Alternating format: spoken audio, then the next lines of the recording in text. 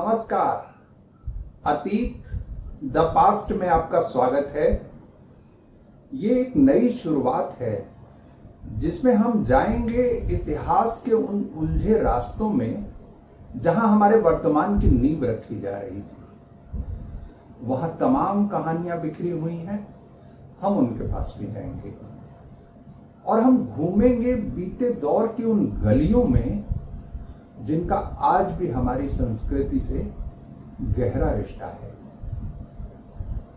इस कार्यक्रम की शुरुआत हम करेंगे महामारियों के इतिहास से।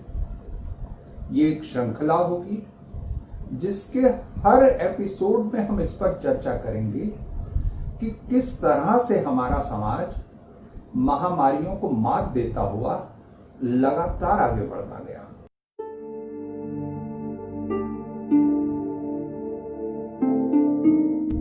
महामारियों का दौर एक बुरा समय होता है, तो फिर इसको जानना क्यों जरूरी है?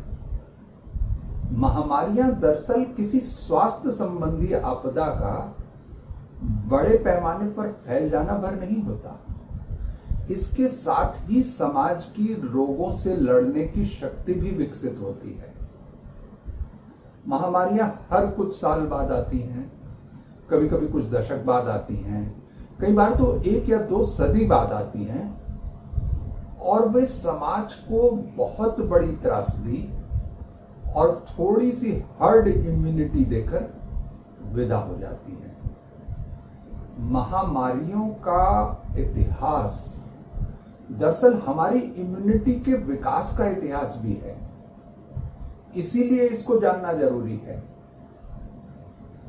लेकिन भारत के इतिहास में और खासकर प्राचीन भारत के इतिहास में ऐसे किसी विकास को ढूंढ पाना काफी मुश्किल काम है, लगभग असंभव काम है। ये ठीक है कि दुनिया का सर्वश्रेष्ठ लेखन, दुनिया का सबसे पहला लेखन भारत में ही हुआ। यहां पर वेद रचे गए, यहां पर वेदांत रचे गए, लेकिन यहां पर इतिहास नहीं लिखा गया। इतिहास यानी क्रोनोलॉजिकल ऑर्डर में घटनाओं का विवरण, ऐसा विवरण जिसमें राजाओं का राज भी हो, समाज का विकास भी हो और लोगों के सुख दुख का भी कुछ जिक्र आता हो। ऐसा इतिहास भारत में नहीं लिखा गया। और महामारियों का इतिहास तो हमें कहीं नहीं मिलता। हमारे पास बहुत सारे शैल चित्र हैं, बहुत सारे ताम्रपत्र हैं, बहुत सारी शिलाएं हैं जिन पर कई चीजें उकेरी गई हैं।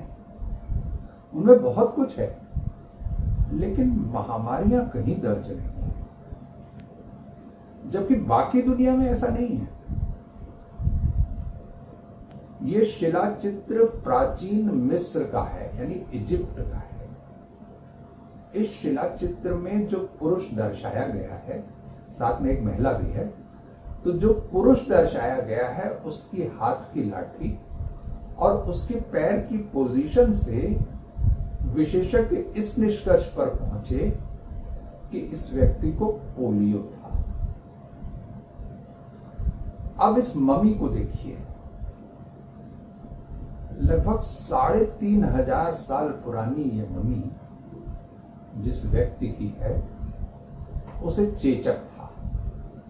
वैज्ञानिकों ने इस मम्मी को खोला, उसकी जांच की और पाया कि उसमें चेचक के चिन्ह बहुत स्पष्ट हैं। तमाम दूसरे देशों में भी ऐसे संकेत मिलते हैं। यहां तक कि यूरोप के छोटा सा देश है लिथुएनिया, उसमें भी इस तरह के संकेत मिले हैं कि प्राचीन काल में वहां चेचक थी। लेकिन भारत में हमें ऐसे कहीं संकेत नहीं मिलते। मानव शास्त्री यह मानते हैं कि महामारियों का दौर कृषि युग आरंभ होने के बाद शुरू हुआ। उसके पहले तक स्थितियां ऐसी नहीं थी। लोग अलग अलग कबीलों में रहते थे, वो बहुत छोटे होते थे कबीले, उनका आपस में संपर्क बहुत ज्यादा नहीं था। इसलिए कोई भी संक्रमण बहुत ज्यादा फैल सके इसकी आशंका ज्यादा नहीं थी।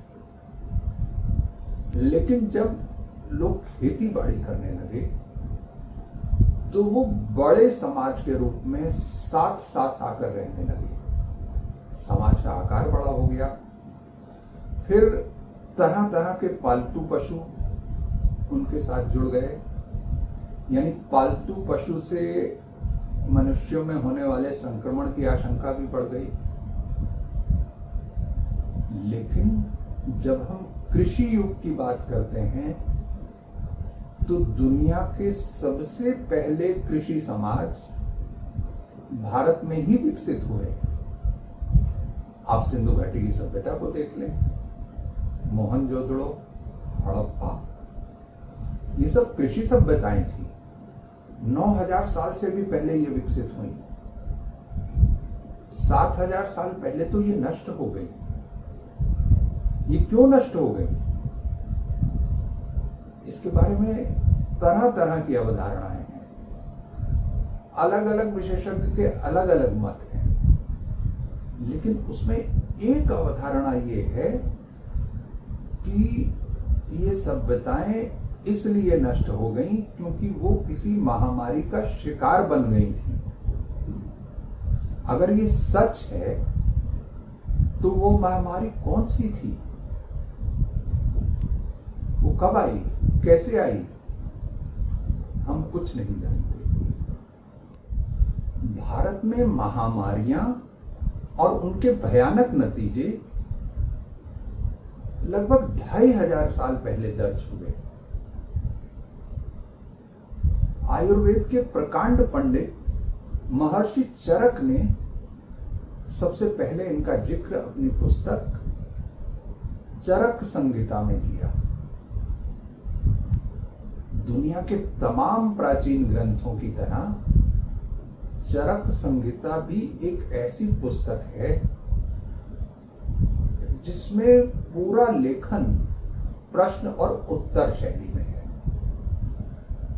इसमें भगवान आत्रेय हैं, उनका एक शिष्य है अग्निवेश।